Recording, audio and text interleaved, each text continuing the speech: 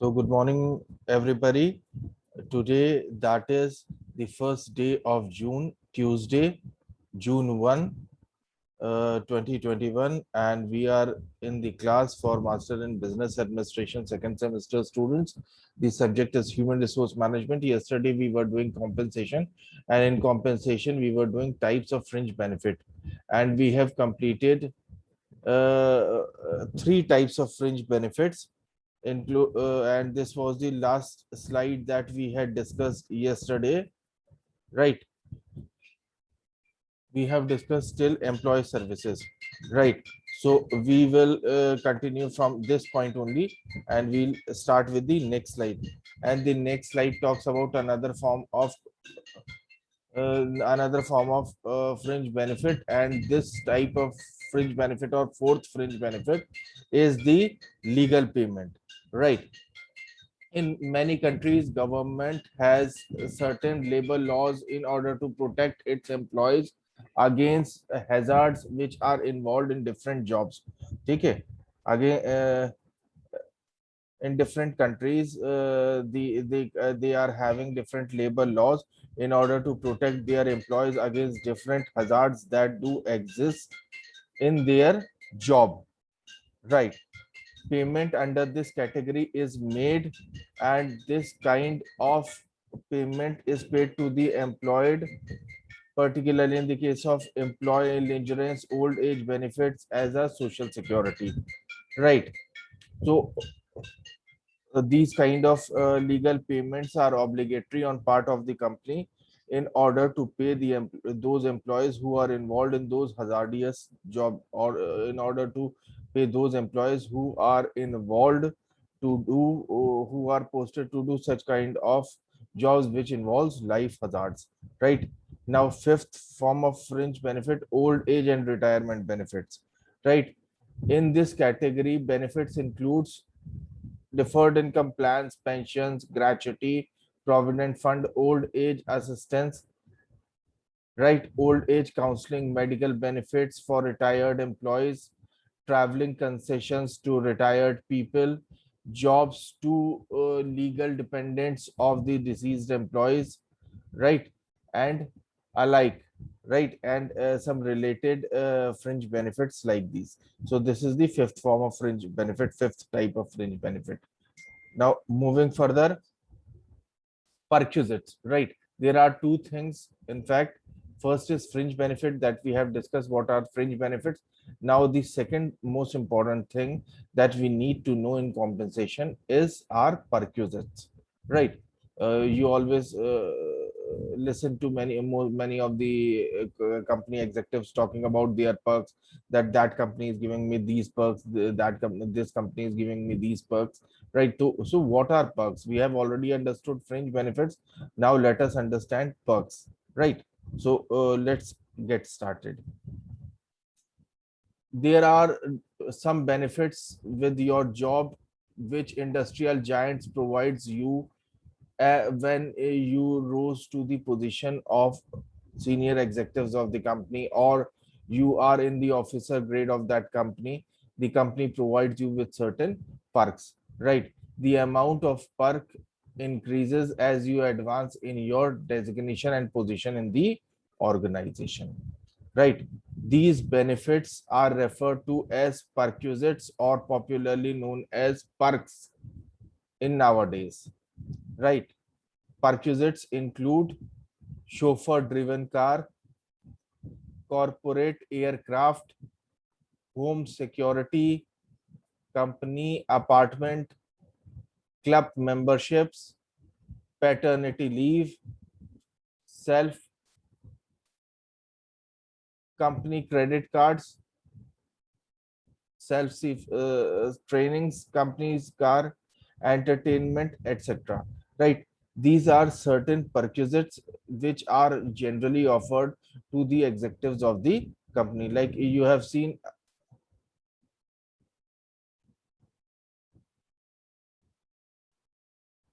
Hello, hello, hello, जी sir. Yes, sir. right? I'm audible, right? Kindly look into it whether it is showing recording or not. Recording is going on? Yes, Yes, sir. sir. Right.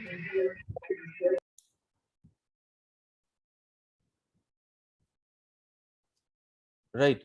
So we have seen there are lot many perks, and in perks we have seen, yeah, right. We have seen corporate aircraft. Some companies are also having corporate their own aircrafts, and they have permitted their executives even to use their corporate aircrafts, right?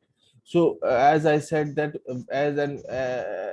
as you advance in your career in terms of your position and designation in the organization, the level of perks will be increasing. And big MNCs, multinational companies, they provide a lot and lot of perk to their employees. Right. Now, wages and salaries versus fringe benefits. Let us understand what is actually the difference in between wages and salaries and fringe benefit. How wages, salaries, and fringe benefits are different from each other. The first point of difference is that wages and salaries denote payment to workers in the form of wages and salaries. In wages and salaries, the payment which is being made to the worker is always made in the form of wages and salaries.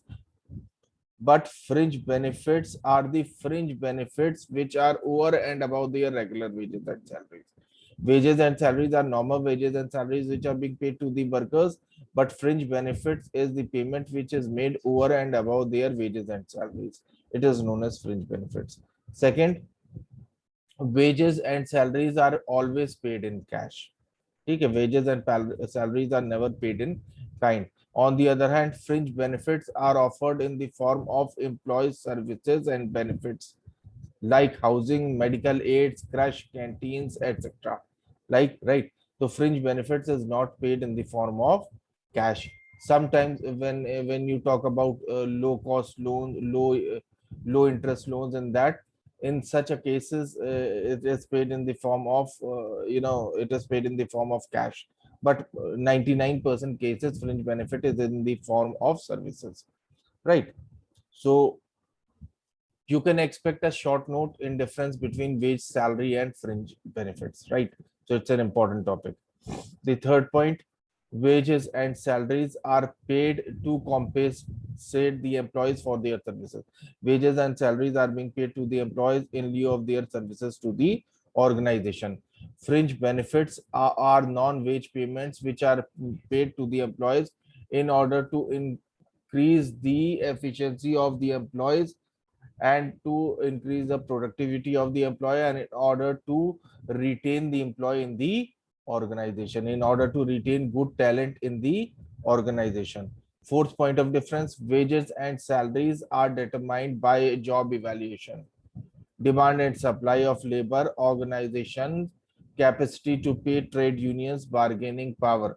ये सारी चीजें मिलके they determine the wage and salary, right? Organization capacity to pay, job evaluation, trade union bargaining power, and so on. All these things combine together to determine wage and salary for a particular job, right?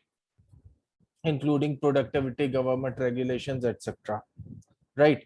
But supplementary compensation or fringe benefit is determined by the history of the organization, philosophy of management, organization capacity to spend on employee benefits.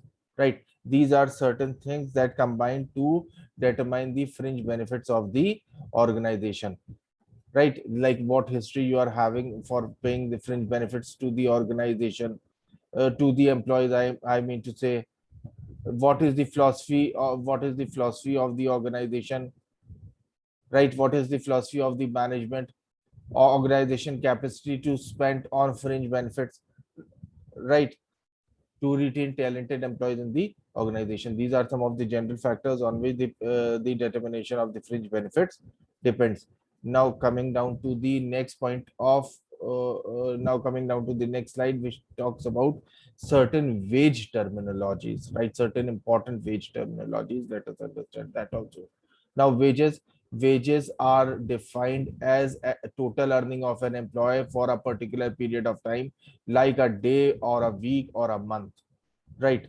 Wages are basic, actually price paid for the services of labor while he has rendered his services in the process of production. Wages are normally composed of two parts, the basic wage and other allowances. Right? Wage is having two parts, the basic wage and allowances. Right? Allowances includes DNS allowance, city compensatory allowance, overtime pay, medical allowance, etc. These are certain allowances which may be included in the allowances section of the wages. Right? Now moving further, now, salary. Salary is a compensation which is paid to an employee for his services that he has rendered in an organization across the month. Now, here let me point out one important thing that we should understand here at this point of time only. If we talk about differences between the wages and salary, though we will be discussing it in detail in the later slides to come, wage is normally paid to workers and salaries is always paid to employees. Right? Wage is a payment which is normally made to the workers and salary is always paid to the employees. Now, it can also be said in other words like wage is always paid to blue collared workers and salary is always paid to white collar employees. Why blue colored and white color? What is the significance of color here? The significance of color is that normally workers who work in the at the factory workshop, they are required to be dressed up in uniform, right? And their uniform is usually dark blue in color. Why dark blue in color? Because a lot of mechanical work is going on, oil, grease, and lot many things are there by which the clothes may get dirty. That is the reason they are being offered with uniform, and they are supposed to be in that uniform so that it may not get dirty soon because it is dark in color. And why employees are called white collared employees? Because they are sitting in offices, right? And they are not required to wear that particular uniform of blue color or certain dark color uniform, right? Or if a uniform is there, then they might be having some light color shirt and dark color trouser, right? So that is the reason this name this terminology white collar and blue collar and white collar has gained popularity, right? And wages, they are usually paid on either on a daily basis or on a weekly basis, or sometimes they are even paid on a monthly basis or fortnightly basis, that is once in 15 days. Salaries are usually paid at monthly basis. But if we talk about foreign countries, developed countries like US, Europe, Australia, and rest of these, the wages, the salaries are paid on weekly basis, right? The salaries are paid on weekly basis. So salaries are usually associated with office staff, supervisors. Salary is a payment which is usually made to office staff, supervisors, researchers, managers, etc., whose performance can be measured, right? So these are the people to whom we pay the salary, right? Now moving further, wages versus salary, right? Let us understand a few differences in between wages and salaries. Wages is a compensation to the employee for services rendered to the organization, right? That we have already seen. Wages is a payment to the workers for their services rendered during a period of time to the organization, right? But if services, when it is difficult to when it becomes difficult to measure the quantum of service, then there that payment is called salary, right? Sometimes it happens the wage is shorter than salary, right? Payment made to labor is referred to as wages, and payment made to payment made to office staff is known as salary, right? Money which is paid on a periodic basis to people whose output cannot be measured. Money which is paid to people periodically whose output cannot be easily measured, like clerical staff, supervisory staff, and management personnel, is generally referred to as salary because it is difficult to measure their work, right? Salaries are paid uniformly on a monthly basis to the employees, and incentive is also a part of salary. Incentive, many of the time when it is paid as financial incentive in the form of finance, in the form of money, it is usually paid in the form of commission, right? Wages are also based on actual production, that is the number of units you produced as a worker. Sometimes the payment is made on the number of unit, like a standard number of unit is being devised, that you will be paid according to the number of unit, and you are at least required to produce 10 units of that product in a day's time, right? Moving further, wage rate. Wage rate is the wage received by a worker for a unit of time, excluding special payment for overtime, night work, and incentive earning. Wage rate is a payment that you receive you receive in actual other than these components is known as wage rate, right? If the wage rate is if job evaluation is the process by which you have determined the wage rate, it is known as standard wage rate. If you determine the wage rate through job evaluation, it is called standard wage rate, as it is determined by the job evaluation. Wage scale, it puts together all properly evaluated standard, right? Wage scale, it put all the evaluated standard wages in a sequence according to evaluation of the job and size of the rate, right? So this is known as wage scale. These are some of the important terminologies that we should be able to understand while understanding the compensation, right? Now, nominal wages. Nominal wages when wages are expressed in terms of money, they are known as nominal wages. Whenever wages are expressed in terms of money, they are known as nominal wages. Real wages, real wages actually is the value of the wage. Real value is the real wage is the real value of the wages. It means the goods and services that you can purchase with the help of your money wage is known as real wage. Nominal wage divided by cost of living is equal to your living wage, is equal to your real wage. Real wage means the actual goods and services that you can purchase with that amount of money is known as real wages, right?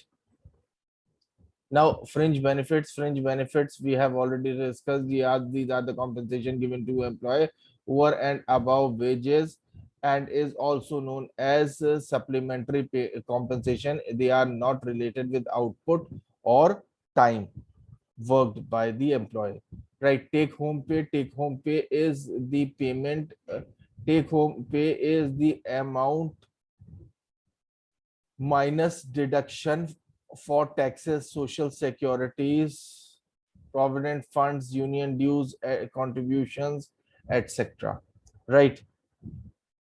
Now, next slide talks about the end of this subtopic of compensation.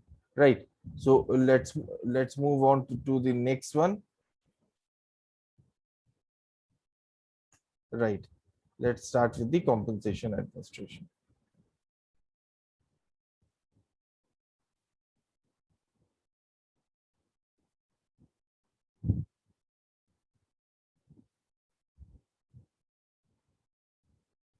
Right.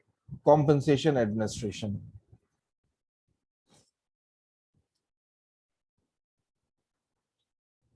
Now, wages and salaries is this major cost of the is one of the major component of cost for an organization, right? Wages and salary is an area where the organization spent a considerable amount of money, because it is the money which is being paid to their employees and workers for a particular period of time, for a particular period of time during which they have rendered their services to the organization, right?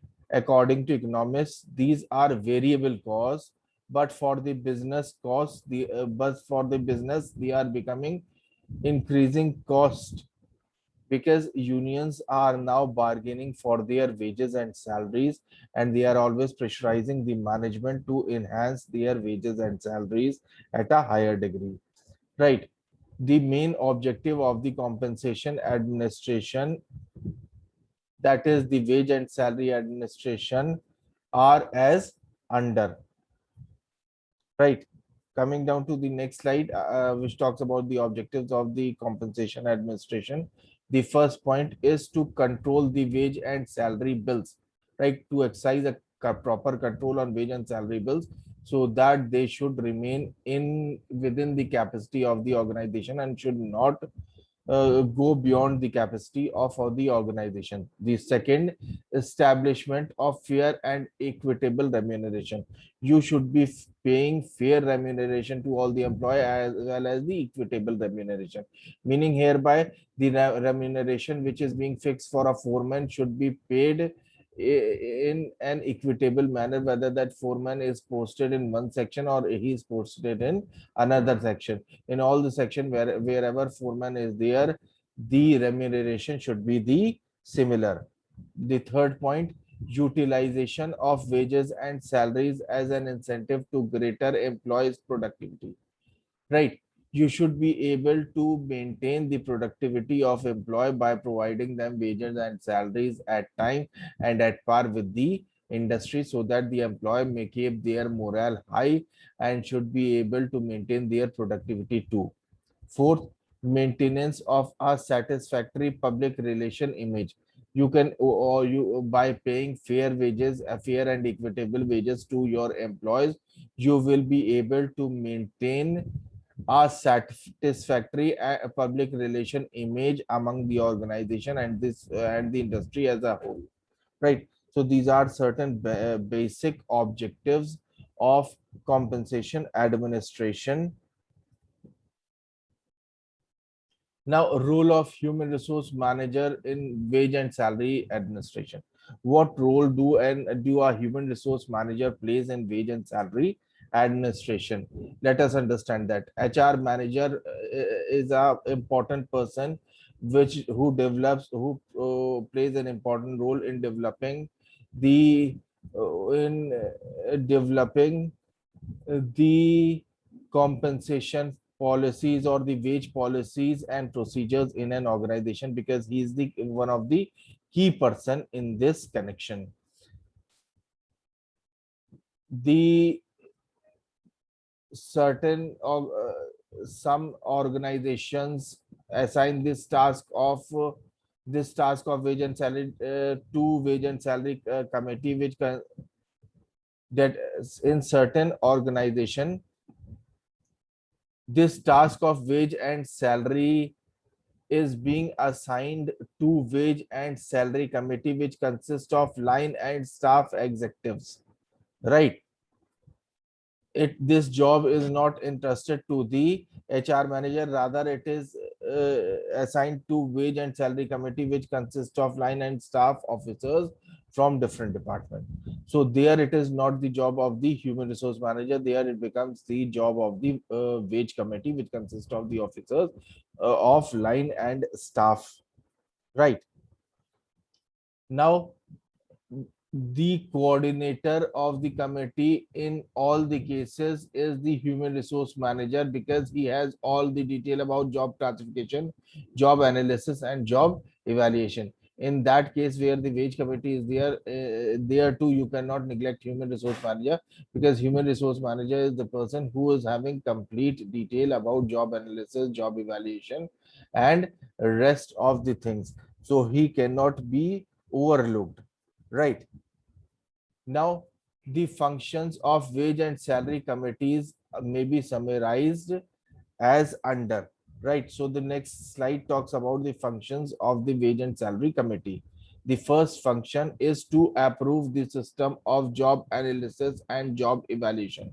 right? They have to approve whether job evaluation and job analysis is correct or not, and if it is not correct, it should be scheduled, and it should be done once again. Second, to check the activities of salary administration group against the company policy. They should see that whether the salary administration is being made in accordance with the company's policy or not, and if there are any deviation in that, they should be corrected immediately. Third, to recommend to top management the wage policies through the administration of the wage program.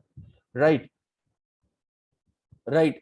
They are recommending the top management, they also recommend to the top management the wage policies for the administration of the wage program. They first formulate the wage policies, then recommend it to the top management for final approval. Fourth, to recommend changes in wage policies and in the salary or wage levels. Right, if they want to make any change in the wage policy, or further if they want to make any changes in the salary or the wage level, then too they have to recommend the same to the top management, so that the same may get approved by the top management, only then it will be implemented.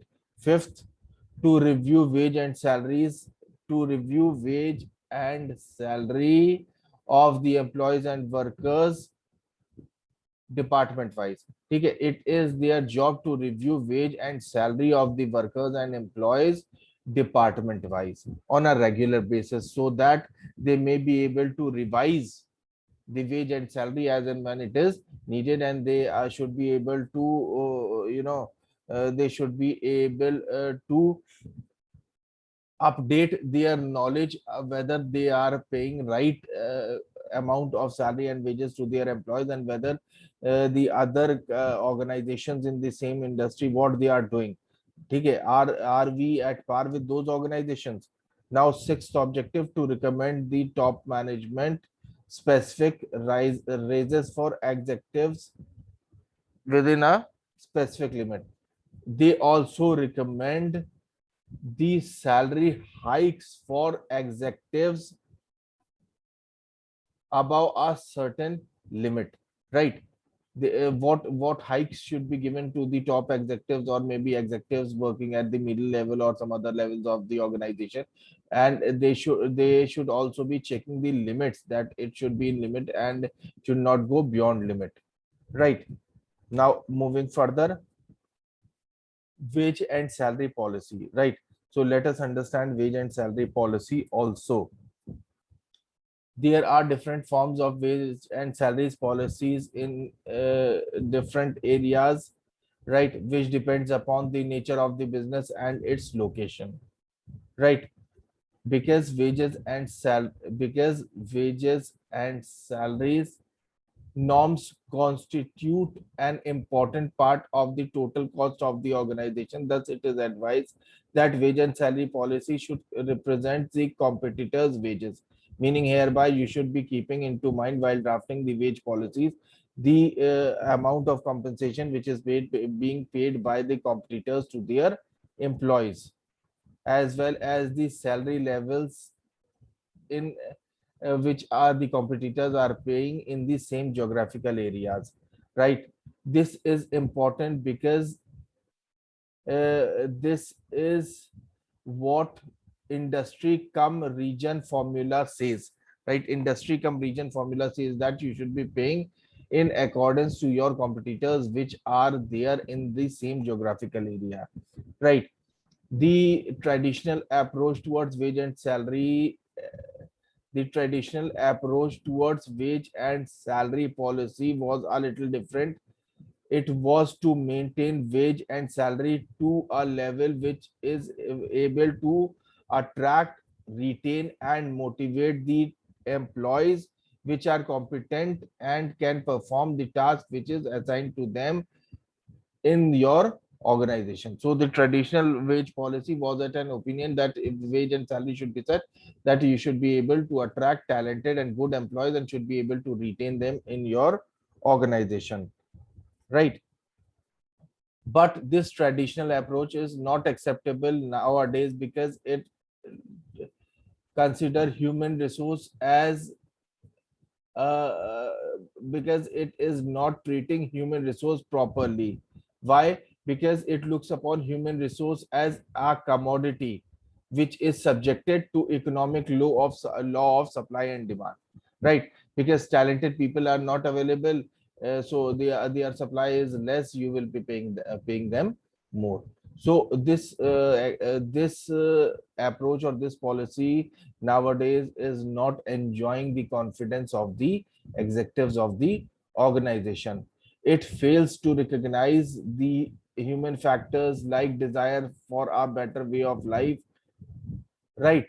Because of this limitations and pressure of labor and unions and legislation, different wage policies and practices have been adopted by different organizations, right? The most popular general wage and policy is one that relates wage and salary level with the organization's competitors. That is, what competitors are paying, we will be also paying at par with the competitors, right? Whether they are those competitors are in the same industry or they are in the same geographical area belonging to different industry, we will be paying according to them so that we may be able to keep our workforce motivated and satisfied, and their morale level may and we may be able to maintain their morale level at a higher degree, right? Now, any company may adopt a policy to pay wages and salaries which is approximately the at par with the at par with the wage policy of the competitors in either in the same industry or in the same geographical area, right? But there is no similar company in the that industrial area. You may relate the salary related you may relate your salary to the wage rate which is being followed by companies in the same geographical area. That company may be into some different industry, but you will be having a comparison scale, right, with that company. So you should be aligning your payment of salaries and wages to your employee along with the wage scales of that particular company, right? Most of the companies want to be the followers in the wage and salary policies, right? And it is comparatively easier for them also because they need not to work a lot and conduct further researches in determining the wage and salaries for the organization, because this method of going with the crowd, right, is an easier method even for the company executives also, right?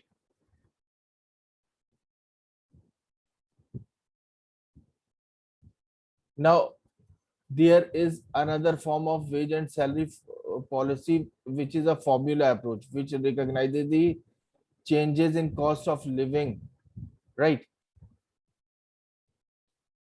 There are certain incentive plans which have recognized, there are different incentive plans through which you can recognize the increase in productivity of the workers and thus increase the compensation administration for those, right?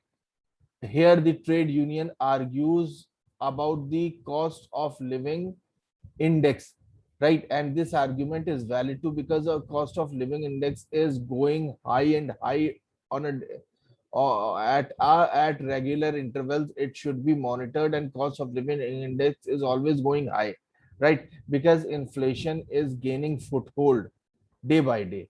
So it should also be considered. This argument of trade unions is quite genuine, right? It should be noted that criticism here should be avoided. Thus, organizations follow a generalized policy and say that we are trying to pay wages and salaries which are fair and equitable to the employees, right? according to their services which are being rendered in the organization, so that they may be able to create a positive impression and they may be able to create a positivity among the employees, so that they may be able to satisfy themselves that yes, we, our employer is concerned with our interests, and that is the reason they are reviewing the wages and salaries from time to time, and also listening to the management, and also considering to the price index and the inflation level in the country, right? But but here it is necessary to understand that making such kind of statement should be proper, and you should be able to keep your words, right? The objectives of wage and salary policy should be to recognize the value of different jobs in relation to each other in the enterprise, so that you may be able to ensure stable earning to the employees, to enable the individual to reach their full earning potentials, and to ensure employees share in employees prosperity. Not only the organization should prosper, but along with the organization your employee should also prosper, right? Because you are making the employee to work upon his productivity, to work upon his efficiency, and to increase it, so that the organization may gain prosperity. And when the organization is gaining prosperity, it is your duty to share that prosperity even with the employee, right? And if you are not sharing that prosperity with the employee, then it is not correct. It is not correct in the sense that when organization is growing, the growth or the profits should also be shared with the employee, right? So there are many advantages of formulating wages and salaries policies, right? Certain certain advantages of wage and salaries policies can be summarized, right? We can summarize certain advantages of wage and salaries in the next slide particularly, right? uh, Coming down to next slide. No, no, I have not mentioned the advantages, right? So let me stop here.